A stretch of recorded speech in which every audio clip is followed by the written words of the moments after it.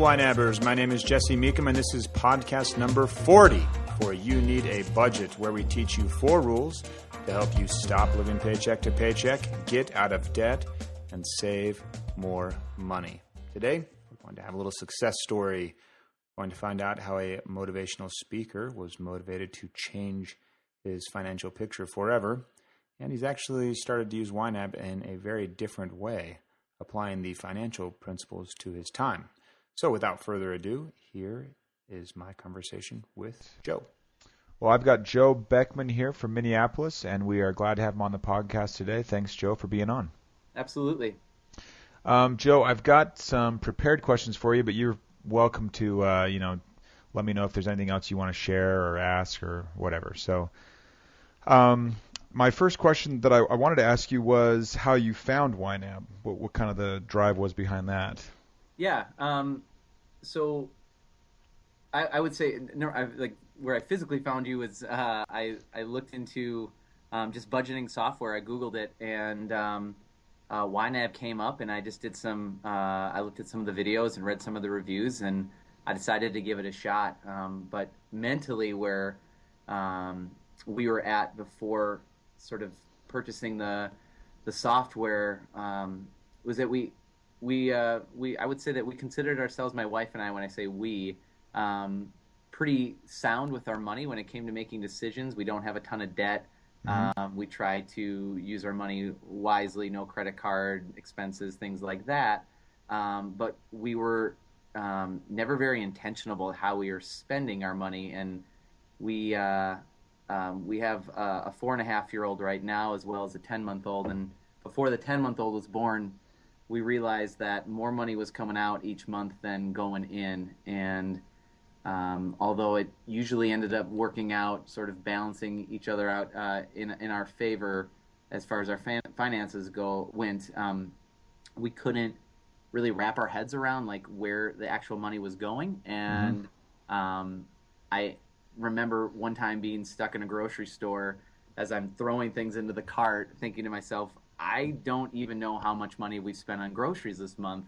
I don't know how much money we've ever spent on groceries on any given month, and we need to figure out how to be more intentional with how we're spending our money. And so we did some searching for budgeting software, and since then I found YNAB, and it's kind of it's to say it's changed my life is maybe an overstatement, but man, it's been a huge part of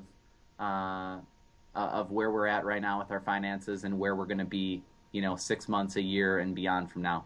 Cool. Now, tell me a little bit. You don't have to get into super specific detail or anything, but finance-wise, you said you didn't have a lot of debt, and you were just kind of wanting more. You'd use the word intentional. What are things looking like for you guys now or in a year? Like, kind of, what are you striving for? Yeah, well, what we're striving for is to be to not be paycheck to paycheck, and that's the whole goal of YNAB, or at least how I see it. And so what we're trying to do as far as a family is we're trying to pay off our house as fast as we possibly can. Awesome.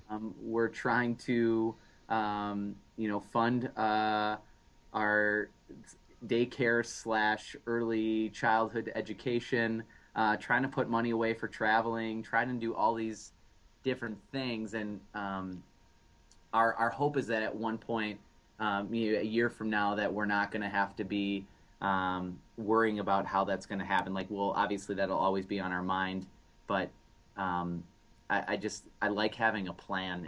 And before YNAB, we didn't have any sort of plan. And this is giving us an opportunity to have a plan and to have goals and to sort of see the progress in action towards those goals. So that's I guess the hope is to get to the point eventually where we're not paycheck to paycheck, and to be able to have choices from there, to be able to say, to sort of pick and choose where we want to spend our money. And again, going back to the word intentional, just to be intentional about that. Yeah, awesome. What do you do for a living? I forgot to ask you. I work full-time for a nonprofit here in Minneapolis called Youth Frontiers, and I facilitate day-long programs on character for students. So I work with 4th graders all the way up through 12th graders and I deliver day-long programs on kindness and courage and respect. And the goal and the idea is to get kids to kind of critically think about the choices they're making and how they're treating themselves, and maybe more important, how they're treating other people. Very cool. I bet that's pretty rewarding thing to be working on. Yeah, it's awesome, and it allows me to do a lot of that on the side. I'm a motivational speaker, I guess, in a way. I speak in a lot for students in a lot of different settings, whether it's secular or non-secular. I have sort of a freelance background in acting, and entertaining is kind of how I do it. And so this is a job that sort of fits my skill set, as well as it gives me the opportunity time-wise to pursue some of those other side interests that help that literally help with the financial aspect. And it just kind of helps keep our head above water financially. Very cool. And you'd mentioned that, or maybe you didn't. Does your wife work as well, or is she? Yeah, she works for a law firm in downtown Minneapolis. She's not a lawyer herself, but she works in the human resource side of it. So she takes care of their insurance and their benefits, and she does that. So we both work full time, which forces us to pay about $1,600 a month in, daycare / early childhood education, and that's just, if you think about 5 years ago, we didn't have a $1,600 a month payment towards that, and we're just trying to figure out how to make all that work. Yeah, absolutely. That's I mean, the fact that you're aware, though, that's pretty much the key. You can, you go in with your eyes wide open, and you can decide what's important, and that's just the way things work out. It's just everyone gets to pick what they think is important, and you try and get that into people's heads when you talk about budgeting. Just, hey, this is your money. It's what's important to you. So yeah, absolutely. I like that. Very cool. Well, did you run into any hang-ups or anything when you were first starting? Was there any stumbling blocks that you'd maybe want to share that other people could benefit from? Yeah, I think the hard thing for me was to sort of to figure out those expenses that I knew were going to happen. For instance, Christmas expenses, or the license tabs that I have to pay every year. I couldn't wrap my head around how to budget for that stuff. If again, take the holidays, if I'm in March, how do I budget for Christmas? And what I just figured out is we just said, okay, this is generally speaking what we spend, or what we think is appropriate to spend on our kids and each other, and then just divide it, by however many months away we are from the actual date. And this year it was great because again, for the holiday we celebrate, Christmas, in January I said, okay, we're spending, let's say, $500 total on Christmas next year, and we just took that and divided it by 12, and now we take that money every month and we set it aside, so it's sitting in our checking account, so come December next year we'll have it there. But initially that was hard for me to wrap my mind around. I didn't get how to actually do that, but with a little bit of practice and figuring out the software, I feel really comfortable with kind of navigating through that now. Awesome. Yeah, very cool. The ones that I love talking about, the Christmas rainy day, because it is predictable. Yep. You just get to decide how much you'll spend, and then I want to almost develop like a list of, here's every conceivable expense, and then have people kind of say, oh yeah, that's definitely me. Like, I don't have any pets, but a lot, so I don't talk about pets a lot, but that's another big one that people would potentially expensive vet bills or things like that. Absolutely, yeah. And I almost want to compose some kind of a master list and say, hey, just run, scan this over and see if any of these pop out to you. Like, oh yeah, I just paid that 2 months ago or whatever. So yeah. And one thing that I've done recently, because I do a lot of stuff on the side and have an entrepreneurial mindset and have just lots of things on my plate, the work-life balance thing has been really, really a challenge for me and my family, because I do a lot of stuff on the side. I've taken YNAB, and I've almost used it in a way for that. Like, I've for like the financial part of it. You're obviously taking every dollar and giving it a job. I've taken it from a work-life balance perspective, and I've given almost every hour in my day a job, and broken it up into all these different categories.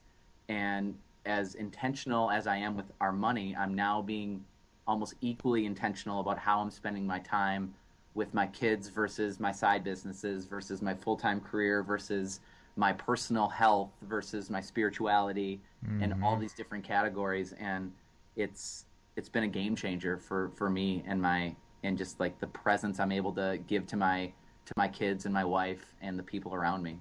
That's cool. That's very cool. I'd heard of people using it for time a little bit, and then someone else actually uses it to record their food, like what they eat, you know. Oh yeah, I can see how that. You know, I thought that was funny. So that's cool that you kind of hacked it a little bit to have it work that way. You know, being intentional with your time. I mean, when you're intentional with your money, you're kind of intentional with the time you've already spent. You know. Yeah. Because it's basically a representation of where you've invested yourself. You know. So it's cool that you could look at it one step further toward the source, you know, and say, well, okay, how am I spending my time exactly to create this money or to create other intangible benefits, you know, relationship-wise and things like that.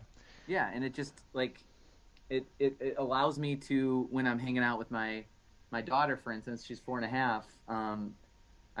I'm such a multitasker that so many times that I'm actually with her, I'm not mentally with her. I'm thinking about other things, or I'm typing away on my iPad or whatever. And now when I'm with her, I'm totally with her. I'm present.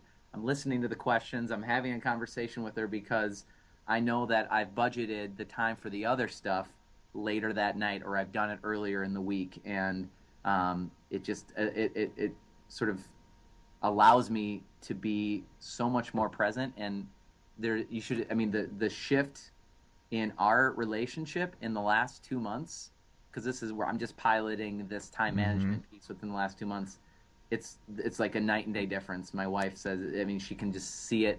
The energy between the two of us, my daughter and myself, is so different and better. And I feel so blessed to have been able to catch on to this program and to get it and to be able to use it in this other way, because it's helping me in not just a financial aspect, but also in this other area, which I needed just as much help in. So yeah, that's very cool. I love hearing that. That is great. So yeah, you need a time. I don't know what we would say. You need something. You need time management, something like that. Time management is a great way to look at it. It helps in that area. I've talked enough about it, but yeah, you get it. Very cool. Well, I don't have any other questions, Joe. So, do you have any questions for me or anything in that regard?